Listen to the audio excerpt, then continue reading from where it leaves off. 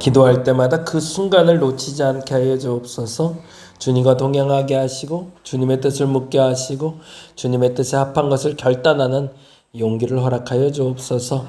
혼돈 가운데 있을 때 더욱 가중되는 다양한 생각들을 제거하게 하여 주옵시고 하나님 앞에 집중하여 하나님의 뜻을 분별할 수 있는 저들 되게 하여 주옵소서. 각 가정의 대제사를 놓고 기도합니다. 하나님 주께서 만지시고 채우시고 함께하여 주옵소서. 김미정 원사님 가정을 지키시고 조봉희 빌사님 가정을 지키시며 하나님 그들의 가정 속에 악한 것들이 없게 하여 주시고 가장 선한 것만 드러나게 하여 주옵소서. 김영기 집사님 믿음의 기업이 되게 하시고 믿음의 가장이 되게 하여 주시옵소서. 이 나라 이보라 믿음의 어머니 되게 하여 주시옵소서. 조성도 권사님의 딸 민지를 놓고 기도합니다. 그리고 내 자녀를 놓고 기도하오니 그 앞길을 주께서 열어 주시옵소서. 혜린이 시흥에서 잘 적응하니 감사합니다. 건강 지켜 주옵소서. 영적으로 육적으로 정신적으로 강건하게 하여 주옵소서. 박순환 집사님 주일 성수를 목숨같이 지킬 수 있는 사람 되게 하여 주옵시고 하중이 민중이 믿음 안에서 예수 그리스도를 만나게 하여 주옵소서. 한명 집사님 아들 현기가 군무원 준비 중에 있습니다. 군무원 준비도 잘 돼야 되지만 예수 만나 예수의 사람 되게 하여 주시옵소서. 지금 집사님 어머니를 놓고 기도합니다. 윤영순 어른신 하나님 감사합니다. 좋은 요양원에 입주하고 지금 관리되고 그리고 치료받고 있습니다. 그 하루하루를 주께서 주장하여 주시옵소서. 최소연 청년의 어머니를 지켜주옵시고 강미라 조도영 성도의 신앙생활을 할 수 있도록 주일 성수할 수 있는 기반을 마련하게 하여 주옵시고 온전히 주일을 지킬 수 있는 자들 되게 하여 주시옵소서. 심현질 지사님의 가정과 신앙을 하나님 지켜주옵시며 온전해지게 하여 주옵소서. 신슬기 성도 하나님 기억하여 주시고 오빌치과 기공소 차려서 지금 앞으로 나가고 있습니다. 지치지 않게 하여 주시고 더 많은 사람 만나게 하시고 더 번창하게 하여 주옵소서. 문정란 정영미 하나님 기억하여 주시고 이 딸들이 주일 안에서 하나님 안에서 온전히 성숙한 신앙인들 되게 하여 주옵소서. 출국 중인 우리 상호 기억하여 주시고 안전을 지켜 주옵시며 하루하루가 감사가 있게 하여 주옵소서. 이서정 김성탄 성도의 건강한 신앙생활을 주께서 만들어 주시고 하나님 앞에 바로 서게 하여 주옵소서. 권모경 집사님 막혀있는 담을 헐어 주옵시고 예수 만나게 하여 주옵소서. 문제 해결의 열쇠가 예수께 있음을 알고 예수께 돌아오게 하여 주옵소서. 김혜린 성도 하고자 하는 모든 일들 주께서 형통케 하시며 무엇보다 남편을 전도할 수 있도록 하여 주시고 함께 예배할 수 있는 믿음의 가정 되게 하여 주옵소서. 최준영 집사님 수술 후에 회복 중에 있습니다. 하나님 잘 회복되게 하시고 성급하지 말게 하여 주시며 깨끗이 쾌유되게 하여 주시옵소서. 새가족 예정자들 놓고 기도합니다. 이들의 마음을 움직여 주옵소서. 김정민, 정수정, 윤영애, 김예영, 조대호, 권행환, 권윤지, 장영미, 박영권, 이성은, 카동규 이들의 이름을 주께서 기억하여 주시고 이곳에서 함께 예배했던 이들이고 지금도 예배하는 이들인데 등록교우가 되어 한몸 한뜻 되어 함께 예배하고 함께 믿음의 공동체 만들어가게 하여 주시옵소서.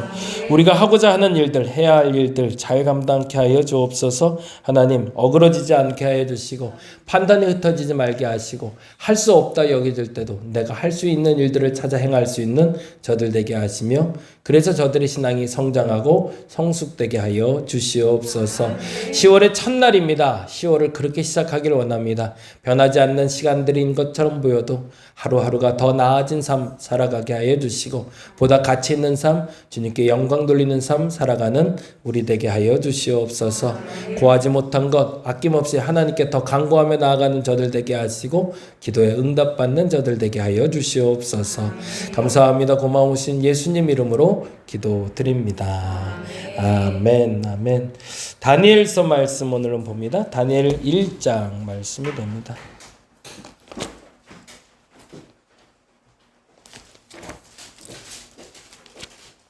다니엘 1장 8절에서 15절.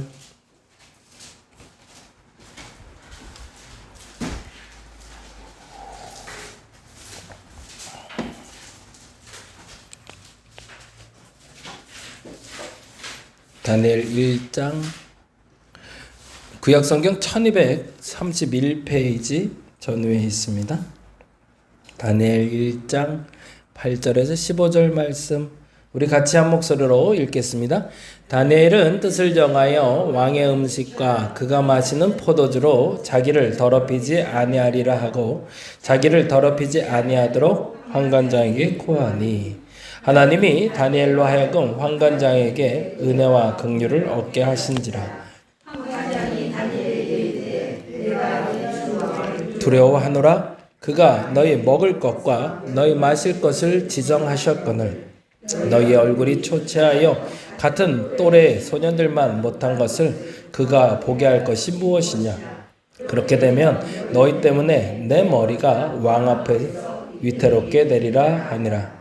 환관장이 다니엘과 하나냐와 미사엘과 아사랴를 감독하게 한 자에게 다니엘이 말하되 청하오니 당신의 종들을 열흘 동안 시험하여 채식을 주어 먹게 하고 물을 주어 마시게 한 후에 앞에서 우리의 얼굴과 왕의 음식을 먹는 소년들의 얼굴을 비교하여 보아서 당신이 보는 대로 종들에게 행하소서 하매 그가 그들의 말을 따라 열흘 동안 시험하더니 열흘 후에 그들의 얼굴이 더욱 아름답고 살이 더욱 윤택하여 왕의 음식을 먹는 다른 소년들보다 더 좋아 보인지라. 아멘. 아멘. 오늘은 그렇게 했어야 하는 일은 없다라는 제목으로 마침 말씀 나눕니다. 그렇게 했어야 하는 일은 없다. 유경공원이라고 혹시 들어보셨나요? 유경공원? 공원이 아니고 학교입니다. 네. 1886년에 세워진 학교고요. 우리나라의 근대 교육 기관은 이제 배제학당으로 많이 보는데 사실은 사설 기관으로 민간이 세운 건 원산 학사가 처음입니다. 1882년에 미국하고 우리가 한미 수호 조약을 맺어요. 그러다 보니까 미국하고 조약은 맺었는데 영어를 할 줄 아는 사람이 없는 거예요. 그래서 어떻게 통역을 했냐면 그때 이제 조약을 맺을 때 중국인이 하나가 와서 우리 가운데 서서 미국인이 중국인에게 말하면 중국인이 우리나라 사람한테 말해서 그런 식으로 이제 통역을 해서 조약을 맺은 거예요. 그래서 이제 안 되겠다 싶어서 그때 원산항 그리고 부산항 그리고 인천항을 개항을 하게 됐는데 원산항 쪽에 민간 교육기관 말 그대로 영어 교육기관을 하나를 만듭니다. 근데 사실은 이제 국가에서 동원돼서 도와준 세력들이 아니다 보니까 좀 어설프게 운영이 됐겠죠. 실질적으로 운영이 잘 안 됐다가 1886년에 고종이 국가 교육기관으로 근대 교육기관인 유경공원을 지금의 서울 시립미술관 자리. 옛날에 그 덕수궁 돌담길 걸으면 이혼한다고 그랬잖아요. 헤어진다고 그랬죠? 아, 이혼이 아니라 죄송해요. 헤어진다고 그랬죠. 왜 헤어진다고 그랬을까요? 그거 덕수궁 돌담길을 걸어 들어가면 가정법원이 나와요. 그래서 그 가정법원이 이 자리거든요. 지금 이 자리. 근데 그 자리가 이제 서울 시립미술관으로 바뀌었어요. 그래서 그 길을 걸어갔던 사람이 둘이 갔다가 따로따로 간다고 해서 거기 걸으면 헤어진다고 얘기했던 건데, 근데 그 자리가 원래는 유경공원이라는 근대 교육기관에 있던 자리였어요. 그래서 여기서 이제 교육을 제대로 시키려고 고종이 미국에서 선생님 하나를 수입을 해요. 그 선생님 이름이 바로 헐버트. 들어보셨죠? 네, 헐버트라고.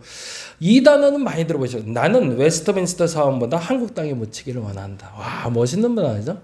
그래서 그 화려한 웨스트민스터 사원도 한국보다는 못하다.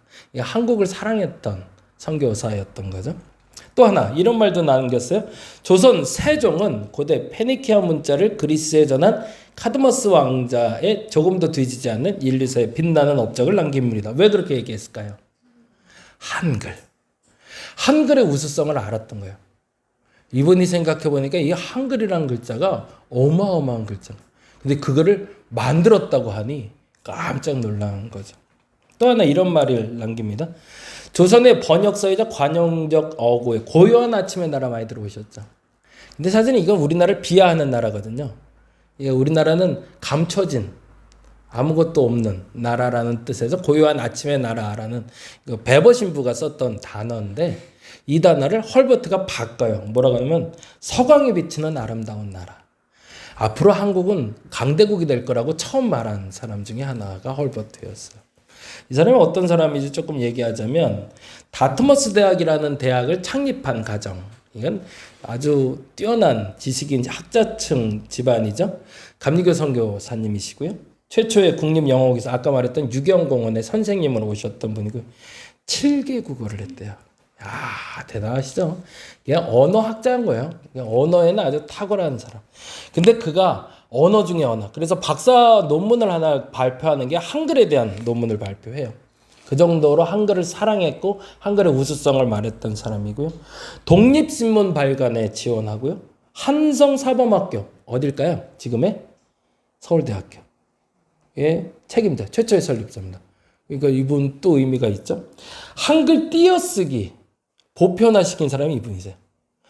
처음에 번역본인 중국에서 번역된 본에서 처음으로 띄어쓰기가 시작이 되는데 어디만 띄어쓰냐면 하나님 예수님만 띄었어요.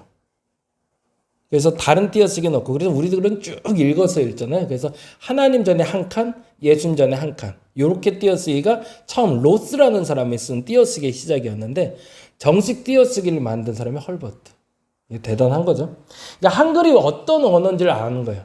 그래서 단어와 문장을 어떻게 쪼개 써야 되는지를 알았던 거고 한글 교과서를 최초로 만든 사람. 이름이 사민필지 이렇게 생겼습니다. 이거는 한문으로 되어 있잖아요. 이건 개정판이에요.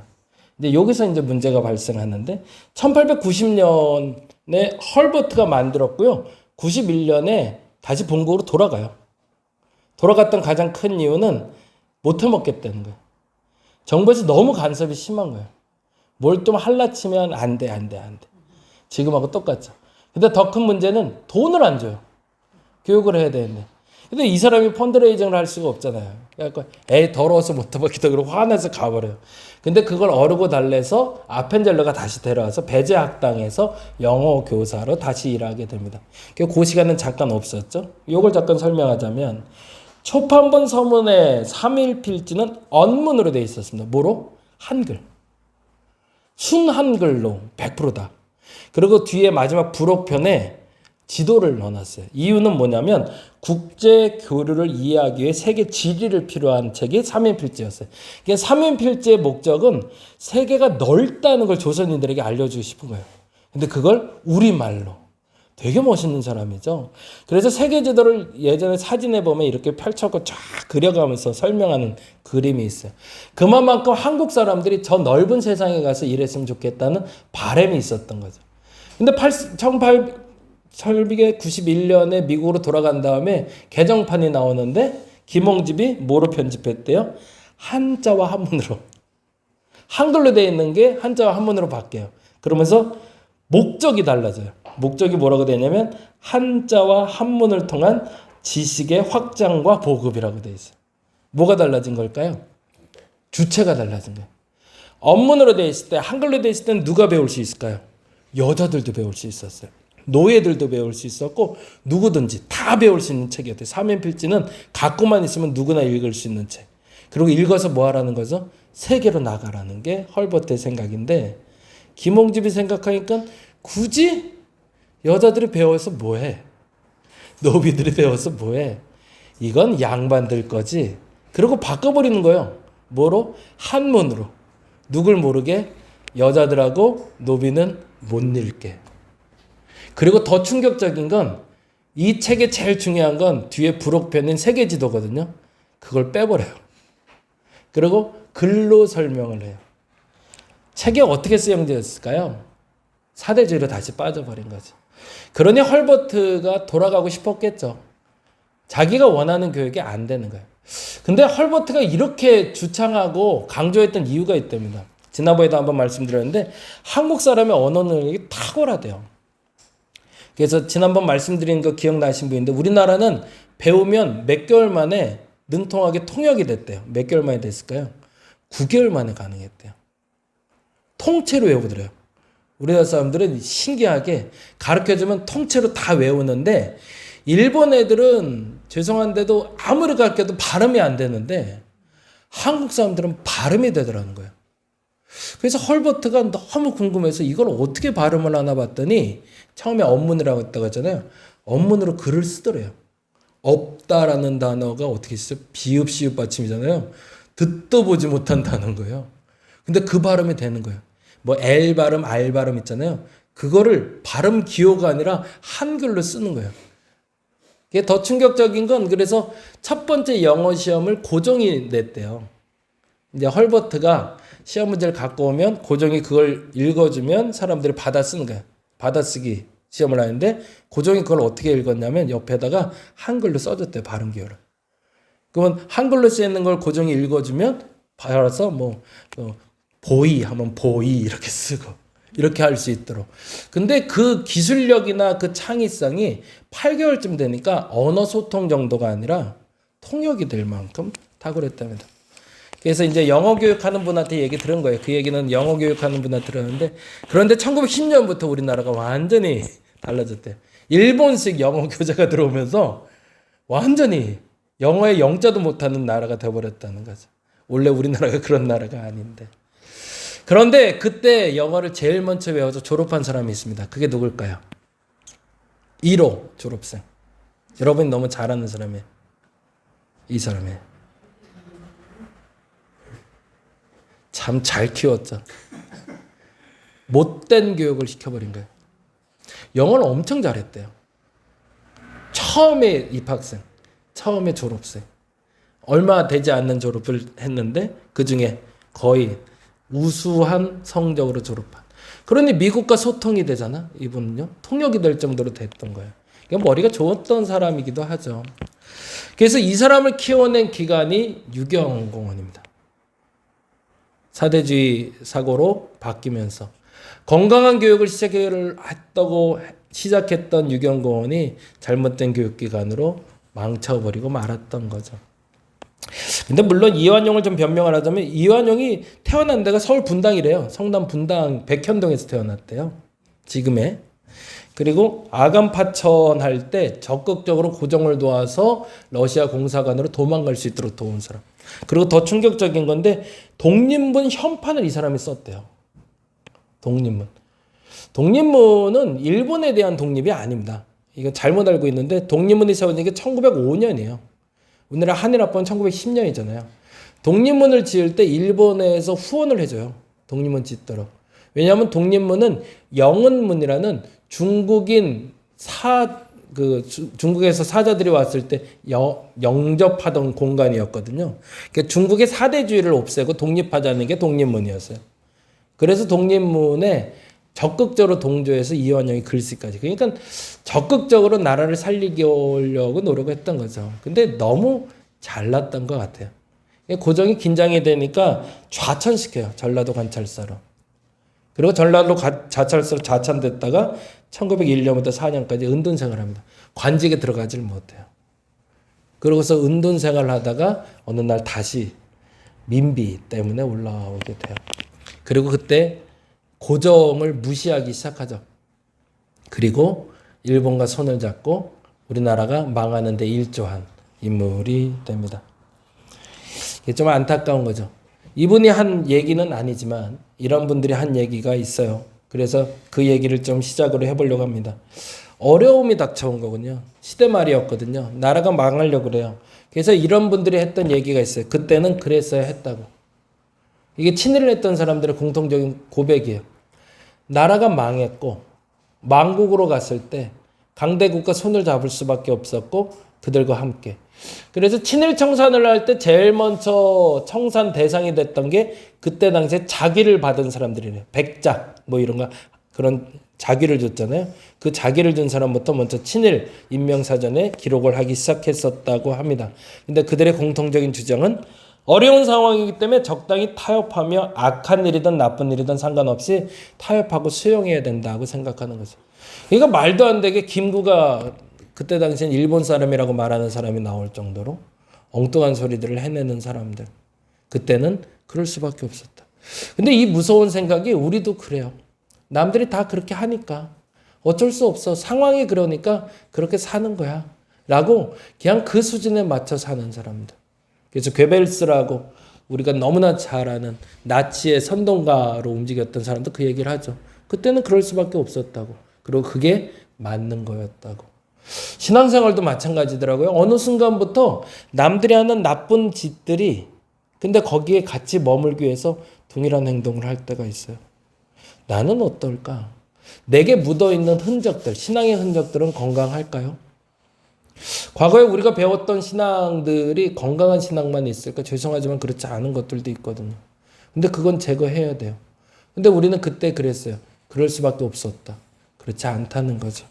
두 번째, 어려움을 극복하는 방법 중에 이런 사람들이 있어요. 뭐죠? 아무것도 안 해요. 그냥 포기하는 사람들이 있어요. 자포자기 하는 거죠. 그래서 어려운 상황에 집중해서 지금 해봐야 아무것도 안 돼. 이게 뭐 어떤 사람들일까요? 데살로니가 전서에 나온 사람들. 시대의 종말로. 예수님 곧 오신대요. 그러니까 집도 팔고요.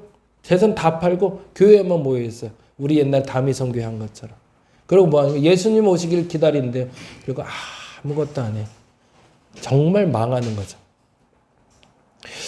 어려움에 대해서 또 하나의 사람들이 있는데 이 세 번째 사람들이 할 수 있는 일을 하는 사람들.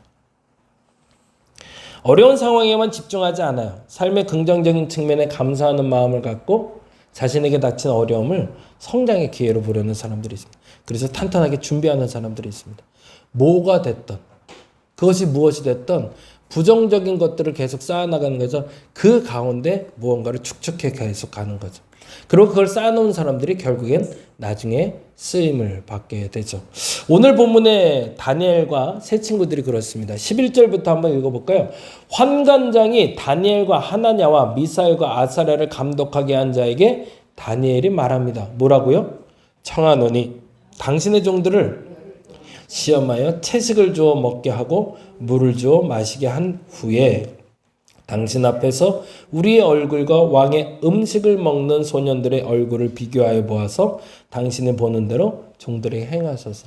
소년 넷이서 할 수 있는 유일한 저항이죠.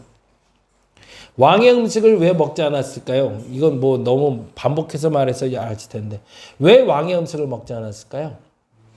왕의 음식은 제물을 바쳤던 음식이거든요. 우상에게 바쳤던 음식이 가장 최상급을 바치잖아요. 하나님께 바칠 때도 번제, 화목제, 속죄제 할 때 번제는 다 태우는 거거든요. 근데 종아리 부분은 남겨요. 그래서 제사장 주게 돼 있거든요. 왜? 그게 가장 좋은 거고 가장 맛있는 거니까. 그건 남겼다 제사장 주고 그래서 그걸 하나님께 드렸다가 그걸 제사장이 먹거든요. 당시에 이방인 왕들이 먹었던 음식 중에 최고급 음식들은 이방 제사에 바쳤던 음식들입니다. 그런데 그걸 먹었다가는 이방 제사를 드린 거가 똑같은 태도를 보이게 됐던 거죠. 그런데 그들도 고기는 바쳐도 채소는 안 바치니 그 채소 중에 가장 좋은 것이 아니라 할지라도 그것만을 먹겠다고 선택을 한 겁니다. 최소한의 저항인 거죠. 그리고 나서 14절에 이렇게 얘기합니다. 그가 그들의 말을 따라 열흘 동안, 사실은 열흘 동안 뭐 큰 차이가 있었을까? 열을 안 먹고 열을 먹고가 큰 차이는 없었을 것 같은데 아이들이 워낙 건강했던 것 같아요. 15절에 이렇게 나오죠. 열흘 후에 그들의 얼굴이 더 아름답고 살이 더욱 윤택하여 왕의 음식을 먹는 다른 소년들보다 더 좋아 보인지라 라고 되어 있다.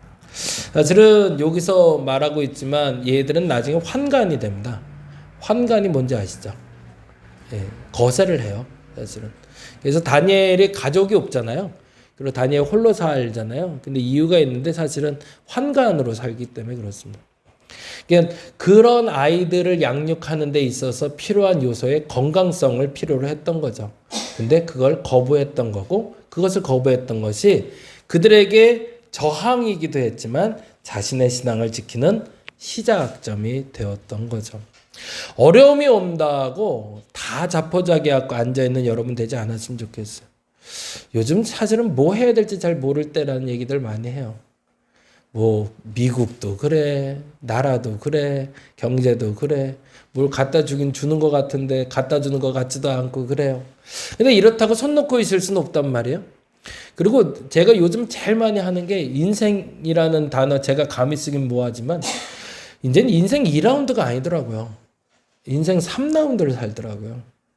이게 1에서 50까지 보통 일반적으로 1라운드라고 봐요. 그래서 50 이후에 2라운드를 준비해야 된다고 그래요. 그래서 언제까지냐면 90까지 혹은 80까지. 그럼 80 되면 다시 또 3라운드가 시작이 된대요. 그래서 그때 또 다른 직업이 필요한 때가 시작된 거예요. 왜? 인생이요, 이제는 평균 나이가 120이 돼간대요.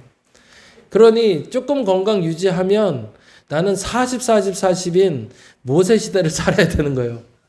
그러면 나는 어떻게 살아야 될까 고민해야 되는데, 자식, 자녀 다 떠나서 나 혼자 자립할 수 있는 기반을 만들 필요가 있는 거죠. 그러면 정체되어 있지는 않아야 될 거 아니에요. 그러면 지금 뭔가 새로운 게 내 삶의 시작이 돼야 됩니다. 이제 끝났다, 여기는 그 나이가 아니더라고요. 다시 시작해야 될 나이입니다. 그럼 어떻게 시작할까? 보이지 않는 것 억지로 찾아가지 말고 내게 보이는 것. 제일 많이 쓰는 단어인데 여러분들 기억하세요? 열린 문으로 가지시기 바랍니다. 열려있지 않은 남들이 하는 좋아 보이는 것 쫓아가지 말고 내게 열린 문으로 들어가다 보면 어느 순간에 대로가 여러분께 나올 겁니다. 그래서 오늘은 이렇게 기도했으면 좋겠어요. 바뀌지 않는 세상을 바꿀 수 있는 힘이 없다면, 바뀌지 않는 세상을 바꿀 수 있는 힘이 있으면 그 힘대로 살아가시면 됩니다. 근데 이건 대한민국 1%더라고요. 그런 사람이 많지 않아요.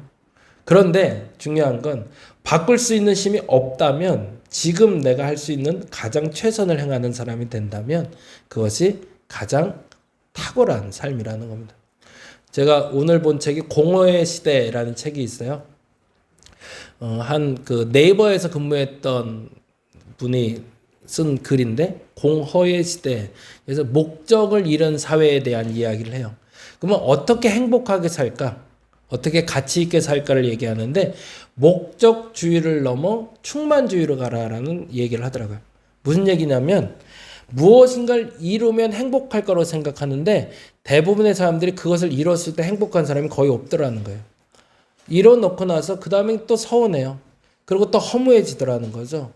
어느 한 가지의 목적지를 가지고 계속 나가는 것이 아니라 오늘 하루의 최선의 충만함을 채우라 라고 얘기하더라고요. 이게 책을 읽다가도 충만해지거나 운동하다가도 충만해지거나 하루하루의 충만함을 채우는 게 가장 가치 있다는 거죠. 근데 예수 믿는 사람은 아닌 것 같아요. 근데 거기에 우리의 충만함이라고 하면 뭐가 들어갈까요? 성령의 충만함이겠죠. 그리스도인들이 행복하게 살 수 있는 방법이 있습니다. 돈을 많이 버는 것도 아니고요. 더 많은 사람과 관계 맺는 것이 아니라 오늘 하루하루가 성령에 충만해지는 겁니다. 그러면 나는 행복한 삶을 살 수 있습니다. 성령의 충만한 삶을 하기 위해서, 살기 위해서 내가 지금 할 수 있는 그 일을 여러분 하시기 바랍니다. 다시 한번 기도 시작해 주시고요. 10월 달에 다시 한번 말씀 보자고요. 얼마나 잘 쫓아오셨는지 모르지만 이제 내일 모레 끝나요. 구약 끝나요. 제가 보고 있어요. 며칠 밀린 사람들. 잘 쫓아온 분들도 있어요. 다시 시작할 거예요, 또. 신약부터 다시 한번 또 도전해 보려고 하는데 다짐해 보자고요. 그리고 다시 시작하셔서 여러분 성령 충만해지시기를 간절히 바랍니다. 기도하겠습니다. 도저히 바뀔 수 않을 것 같은 세상에선 내가 멈춰있지 않고 바꿀 수 있는 것, 아직 작은 것이라도 실천할 수 있는 내가 되게 하여 주시옵소서. 세상을 바꾸려고 만들었던 잘못된 기관이 이완용이라는 사람을 만들어낸 것처럼, 그리고 그럴 수밖에 없었다고 주장하는 매국노들처럼 그렇게 허무하고 허탈하게 살아가지 말게 하시고, 아무것도 할 수 없어 라고 포기하고 살아가지 말게 하여 주시고, 지금 내가 할 수 있는 일, 내 건강을 지키기 위해서, 우리 가정을 지키기 위해서, 내 신앙을 지키기 위해서, 보다 나은 삶을 위해서 성령의 충만함이 내 안에 거할 수 있도록 오늘 내가 무엇을 선택해야 되고 무엇을 해야 되는지를 오늘 결단하는 저들 되게 하여 주옵소서. 다시 기도 시작했으면 좋겠습니다. 다시 입을 열어 통성으로 기도하고 목소리 높여 기도하는 저들 되게 하여 주시고, 다시 말씀 묵상하며 말씀의 깊이를 경험하게 하시사 그 깊이와 넓이가 더 확장되는 10월 한 달 되게 하여 주시옵소서. 감사합니다. 고마우신 예수님 이름으로 기도드립니다. 다 같이 기도하고 돌아갑니다. 하나님, 기도합니다. 충만